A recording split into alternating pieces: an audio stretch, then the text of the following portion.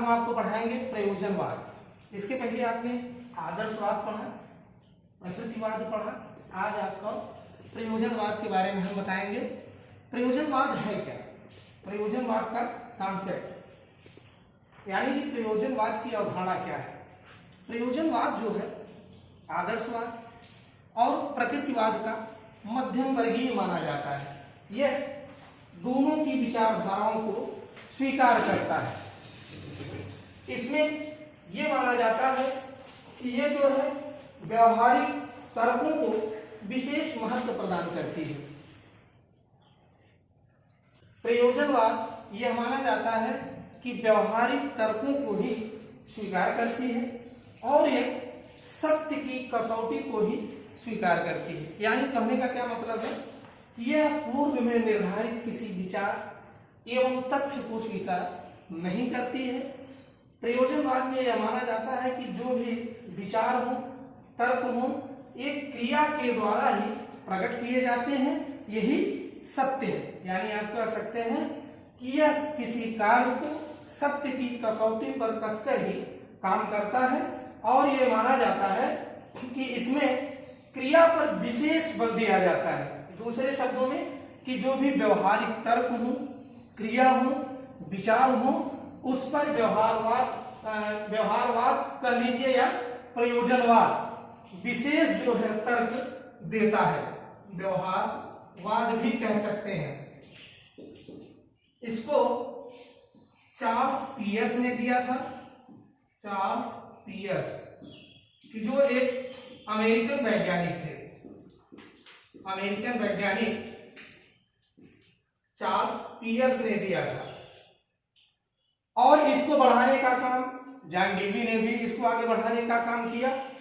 और ये माना जाता है कि जो प्रयोजनवाद है यह प्रकृतिवाद और आदर्शवाद का मध्यम वर्गीय होता है और एक लाइन में आप कह सकते हैं कि ये व्यवहारिक तर्कों को विशेष महत्व प्रदान करता है। और इसमें अगला है कि प्रयोजनवाद है क्या। सबसे अहम होता है कि प्रयोजनवाद। तो प्रयोजनवाद जो है अंग्रेजी के प्रैग्मेटिज्म का हिंदी रूपांतर है। प्रैग्मेटिज्म का हिंदी रूपांतर है, लेकिन ये ग्रीक शब्द जो है प्रैग्मेटोस, ग्रीक शब्द प्रैग्मेटिकोस से बना है। लेकिन प्रैग्मेटोस जो है ये प्रैग्मा से इसकी उत्पत्ति हुई है। प्रैग्मा शब्द से इसकी उत्पत्ति हुई है। यानी प्रैग्मेटिज्म यानी प्रयोजनवाद हिंदी के अंग्रेजी के प्रैग्मेटिज्म से उत्पन्न हुआ है, जो ग्रीक शब्द प्रैग्मेटिकोस से निर्मित है। लेकिन प्रैग्मेटिकोस जो है ये प्रैग्मा शब्द से इसकी उत्पत्ति को माना जाता है, जिसका अर्थ होता है ये थिंग डन, ये थिंग डन या बिजनेस या इफेक्टिव वर्क भी कह सकते हैं। प्रैग्मा से इसकी उत्पत्ति हुई है। जिस एक थिंग डन माने एक किया गया कार्य, एक किया गया कार्य, ये माना जाता है कि प्रैग्मा से उत्पत्ति हुई है। इसका मतलब एक थिंग जो किया गया कार्य है। बिजनेस यानी व्यवहार भी कह सकते हैं। इफेक्टिव वर्क या इफेक्टिव एक्शन भी कहते हैं। प्रभावी क्रिया। प्रयोजनवाद का अर्थ में हुआ कि प्रयोजनवाद जो है की उत्पत्ति प्रैग्मा शब्द से हुई है, जिसका अर्थ होता है ए थिंग डन यानी किया गया कार्य। इसका क्या मतलब होता है कि प्रयोजनवाद में भी हमने आपको बताया है कि प्रयोजनवादी मनोवैज्ञानिक ये मानते हैं कि जो भी हमारे व्यवहारिक परिणाम है, व्यवहारिक तथ्य हैं, विचार हैं, मूल्य हैं, जिनको हम घटना स्थल पर ही उनके सत्य की कसौटी पर उनकी तुलना करते हैं, वही माना जाता है कि प्रयोजनवाद है। और दूसरे रूप में अभी आपको कहे हैं कि प्रयोजनवाद यानी व्यवहारवाद भी होता है, यानी कि ये जो है सारी चीजें व्यवहारिक परिणामों पर, व्यवहारिक निष्कर्षों पर ही इसकी तुलना की जाती है। और प्रभावी क्रिया क्यों कहा गया कि प्रभावी कार्य, क्योंकि बालक के सामने शिक्षक जो है आदेश नहीं देता है कि आपको ये काम करना है, बालक को आदेश दिया कि काम करना, बालक स्वयं उस काम को करने का प्रयास करते हैं। आते हैं प्रयोजनवाद के अर्थ के बाद, प्रयोजनवाद के सिद्धांत क्या क्या दिए गए हैं।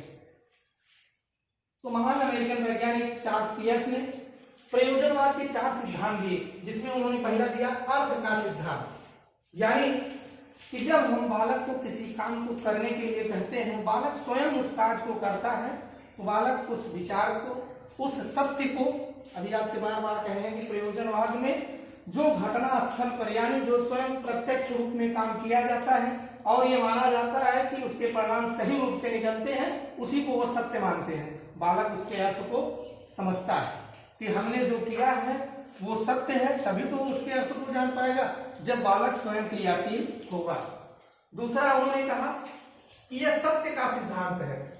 सत्य के सिद्धांत में क्या है कि शिक्षक बालक को प्रेरित करता है, लेकिन बालक किसी काम को स्वयं करने का प्रयास करता है और जब परिणामों तक, निष्कर्ष तक स्वयं पहुंच जाता है तो यानी मान लिया जाता है कि उसने सत्य की खोज कर ली है। तीसरा है ज्ञान का सिद्धांत। चार्ल्स पियर्स ने प्रयोजनवाद में बताया कि तीसरा सबसे अहम है ज्ञान का विज्ञान, कि ये ज्ञान का सिद्धांत है। क्यों कहा? क्योंकि बालक जो है जब किसी काम को स्वयं करता है और उसके व्यवहार को, विचार को, आदर्शों को, मूल्यों को स्वयं प्रदर्शित करता है, तो उसके अंदर ज्ञान का अपरंपार भंडार स्वयं भर जाता है। लास्ट है वास्तविकता का सिद्धांत। वास्तविकता के सिद्धांत में अभी आप जानते हैं कि क्योंकि यह व्यवहारिक मूल्यों, विचारों, आदर्शों को ही मान्यता देता है और सत्य की कसौटी पर तुलता है, इसीलिए इसको माना जाता है कि इसमें वास्तविकता भी होती है। अब आते हैं प्रयोजनवाद के स्वरूप। प्रयोजनवाद के स्वरूप में महान अमेरिकन मनोवैज्ञानिक ने कहा मानवतावादी प्रयोजनवाद होता है। इसमें क्या होता है कि मानव को ही अहम माना गया है प्रयोजनवाद में, और इसमें दिया गया है कि जो उद्देश्यों को पूरा करता है, विचारों को संतुष्ट करता है, वही क्या है? मानव, वही मानवतावादी है, वही सत्य है। दूसरे में उन्होंने कहा कि प्रयोगवादी है। इसका स्वरूप क्या है? प्रयोगवादी है, क्योंकि हम किसी भी सत्य को खोजते हैं इसके आधार पर, प्रयोग के आधार पर। जब हम उसका प्रयोग करते हैं और निष्कर्ष तक पहुंचते हैं, तभी तो हम मानते हैं कि क्या है? सत्य है। तीसरा क्या है? जीव विज्ञानवादी।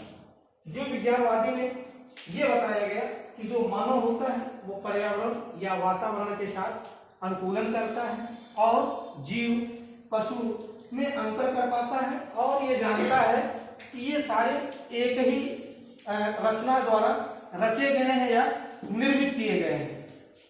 और उसमें अगला इन्होंने दिया कि साधनवादी, क्योंकि ये माना गया कि इसमें जो है ये सत्य के, तथ्य को, घटनाओं को, विचारों को स्वीकार करता है और इसको स्वीकार करने का एक साधन क्या है? मानव है। दूसरे रूप में कह सकते हैं कि साधन को सिद्ध करने का साध्य क्या है? सत्य है। क्योंकि अभी आपको बताया गया कि इस विचारधारा में, प्रयोजनवादी विचारधारा में यह माना गया कि क्रिया पर ही बल दिया गया और सत्य पर ही बल दिया गया। और लास्ट उन्होंने कहा कि पुनः रचनावादी होता है। पुनः रचनावादी का मतलब किसी हम तथ्य को, विचार को, घटना को प्रस्तुत करते हैं, फिर कुछ देर बाद वो नष्ट हो जाता है, पुनः वो निर्मित होता है। यानी कह सकते हैं कि जब हम किसी विचार को, सत्य को, प्रमाण को प्रदर्शित करते हैं तो वो धीरे धीरे नष्ट हो जाता है, फिर प्रक्रिया चलती रहती है, पुनः सृजित होता है, पुनः नष्ट होता है। एक इसके अंतर्गत आता है, पुनः रचनावादी के अंतर्गत आता है। अब आते हैं प्रयोजनवाद के उद्देश्य। प्रयोजनवाद के उद्देश्य में मुख्य रूप से 3 उद्देश्यों को उन्होंने दिया। उसमें पहला था कि पूर्व निश्चित उद्देश्यों का विरोध। अभी आपको हम प्रयोजनवाद की अवधारणा पे बताए हैं कि इसमें जो है पूर्व निर्धारित विचारों, घटनाओं, तथ्यों का विरोध किया जाता है। इसमें माना जाता है कि जो हम व्यवहारिक रूप से किसी सत्य को, विचार को, आदर्शों को, मूल्यों को अगर हम सिद्ध करते हैं और वही माना जाता है कि वही सत्य है, यानी कि हम कह सकते हैं कि जो व्यवहारिक तर्कों के माध्यम से जब हम निश्चित उद्देश्यों तक पहुंचते हैं वही सत्य होता है। पूर्व निर्धारित उद्देश्यों का इसमें विरोध किया गया, यानी कि जो घटना स्थल पर शिक्षक छात्र स्वयं करते हैं वही क्या है, सत्य है। सत्य के निष्कर्षों तक पहुंचते हैं, उसी को इन्होंने माना कि वही सत्य है। जो पूर्व में निर्धारित उद्देश्य होते हैं उनको इन्होंने सत्य नहीं स्वीकार किया है। दूसरा था कि नवीन मूल्यों का निर्धारण। इसमें इन्होंने बताया कि बालक जो है अपने आदर्शों का, मूल्यों का, विचारों का स्वयं मूल्यांकन करता है। समाज के माध्यम से, विद्यालय के माध्यम से बालक किसी भी काम को स्वयं करने में क्रियाशील होता है, तो वो स्वतः ही अपने मूल्यों का, यानी नए नए विचारों का, आदर्शों का, मूल्यों का निर्धारण वो क्या करता है, स्वयं करता है। और इसमें तीसरा इन्होंने बताया मूल्य दर्शन। मूल्य दर्शन में इन्होंने अनेक रूपों में व्याख्या की है, जैसे सत्य क्या है, सत्य क्या है, ईश्वर क्या है, ज्ञान क्या है।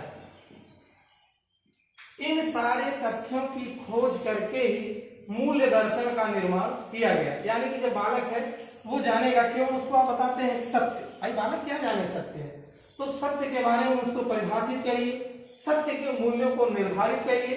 दूसरे में ईश्वर के बारे में बताइए कि ब्रह्मांड का रचयिता ईश्वर है, क्योंकि अभी इसके पहले आपने माना कि प्रकृतिवाद में ऋषियों ने बताया कि ईश्वर सारे जगत का नियंता नहीं है। उन्होंने केवल प्रकृति को ही माना, उन्होंने माना कि प्रकृति ही ईश्वर की भी नियंता है। उन्होंने ये नहीं माना कि ईश्वर पूरे प्रकृति के नियंता है। लेकिन प्रयोजनवाद में अभी इसके पहले आपको बताया कि यह मध्यम वर्गीय है। मध्यम वर्गीय का मतलब ये आदर्शवादी और प्रकृतिवादी दोनों के विचारधाराओं का तालमेल करके चलने का प्रयास करता है, और बालक को ज्यादा से ज्यादा ज्ञान के बारे में ही बताने का प्रयास करता है कि ज्ञान क्या है, सामाजिक कुशलता क्या है और वातावरण क्या है। इन सारे नैतिक मूल्यों के बारे में तमाम चीजें जो है इन्होंने मूल्य दर्शन में बालक को बताने का प्रयास किया। किसमें, प्रयोजनवाद में। अब आते हैं अगली कड़ी में कि प्रयोजनवाद और अनुशासन, यानी कि प्रयोजनवाद में अनुशासन कैसा होता है। अनुशासन, प्रयोजनवाद में माना जाता है कि शिक्षक बालक को किसी काम के लिए प्रेरित नहीं करते हैं, उनको बाह्य अनुशासन देने का प्रयास नहीं करते हैं। ये चाहते हैं कि बालक स्वयं ही किसी विचार, तत्व, घटना, आदर्श, मूल्यों तक स्वतः पहुंचने का प्रयास करें। तो इसमें जो है बालकों के ऊपर अनुशासन की महत्ता को कम किया गया है, यानी कि बालक जो है व्यवहारिक तथ्यों द्वारा, व्यवहारिक कार्यों द्वारा सत्य की स्वयं खोज करने का प्रयास करे। इसमें अगला आता है कि प्रयोजनवाद में शिक्षक की क्या भूमिका होती है।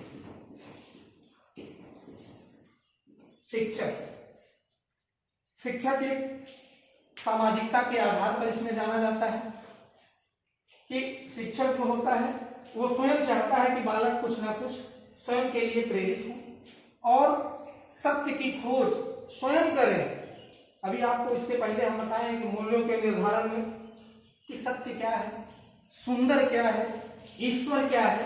तो ये शिक्षक चाहता है कि इन सारे तमाम मूल्यों का, आदर्शों का खोज छात्र स्वयं करने का प्रयास करें। इसी के अंतर्गत आता है कि विद्यालय यानी शिक्षण संस्था, कि प्रयोजनवाद में शिक्षण संस्था या विद्यालय कैसा होना चाहिए। तो इसमें दिया गया कि यह सामाजिक संस्था के रूप में माना गया कि जिसमें बालक आके स्वयं सीखने का प्रयास करते हैं और अपने आदर्शों, मूल्यों, नैतिकता को स्वयं प्रदर्शित करते हैं। अब हम आपसे अगले वीडियो में मिलेंगे अगले टॉपिक पर।